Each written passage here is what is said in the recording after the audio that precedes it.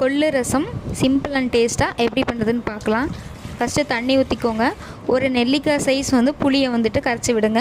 அப்புறம் ஒரு medium size தக்காளி அதையும் கையாலே நல்லா பிழிஞ்சு விடுங்க. கையாலே மசிச்சு விட்டுருங்க. கொஞ்சமாக கொத்தமல்லி இலை அது மூணையும் போட்டு நல்லா கலந்து விடுங்க. நல்லா கரைச்சிக்கோங்க. நம்ம எதுவுமே கட் பண்ணி போட மாட்டோம், அப்படியே கரைச்சி போட போகிறோம். கருவேப்பிலை தலை நான் குட்டி குட்டியாக கட் பண்ணியிருக்கேன், அதையும் சேர்த்துக்கோங்க.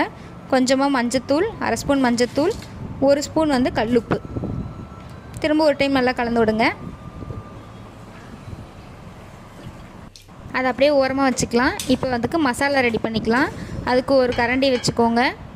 அதில் ஒரு டேபிள் ஸ்பூன் கொத்தமல்லி விதை, ஒரு ஸ்பூன் மிளகு, ஒரு ஸ்பூன் சீரகம். இது நல்லா பொரியட்டும். ஒரு சிம்மில் வச்சு வதக்குங்க, இல்லைன்னா தீஞ்சு போயிடும்.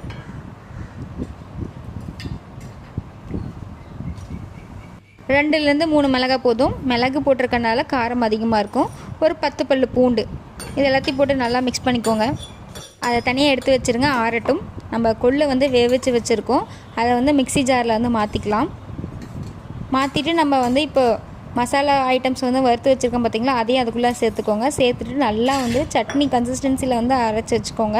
இதில் ஒரு 2 டேபிள் ஸ்பூன் போட்டாலே போதும் ரசத்துக்கு. மித்ததை சட்னியாகவும் யூஸ் பண்ணிக்கலாம். இப்போ அடுப்பு ஆன் பண்ணி வச்சுக்கோங்க. நம்ம இப்போ கரைச்சி வச்சதை அப்படியே தூக்கி அடுப்பில் வச்சுருங்க. இப்போ நம்ம அரைச்ச அந்த விழுதை இதுக்குள்ளே ஆட் பண்ணிக்கலாம். ஒரு டேபிள் ஸ்பூன் நல்லா பெரிய ஸ்பூனில் போட்டிருக்கேன், போட்டு நல்லா கலந்து விடுங்க. இப்போ அதுக்கு பாருங்கள் கொதிக்க ஸ்டார்ட் ஆகிடுச்சு.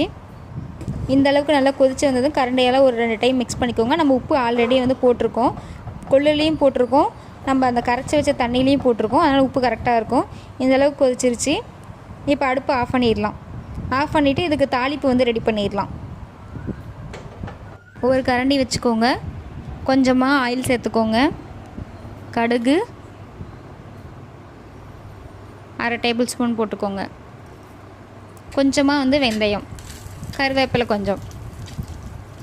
கொஞ்சமாக கொத்தமல்லி இலை பொரியட்டும். இப்போ கொஞ்சமாக நம்ம பெருங்காயத்தூள் சேர்த்துக்கலாம். சேர்த்துட்டு ஒரு கலந்து கொடுங்க. இப்போ தாளிச்சதை எடுத்து ரசத்தில் கொட்டி கலந்து விட்டுடலாம். அவ்வளோதான், ரொம்ப டேஸ்ட்டான கொள்ளு ரசம் ரெடி ஆகிடுச்சு. சீக்கிரமாக செஞ்சிடலாம். கொள்ளை ஃபஸ்ட்டே ஊற வச்சுருங்க, அப்போ தான் சீக்கிரமாக செய்ய முடியும். ட்ரை பண்ணி பாருங்கள். தேங்க்யூ.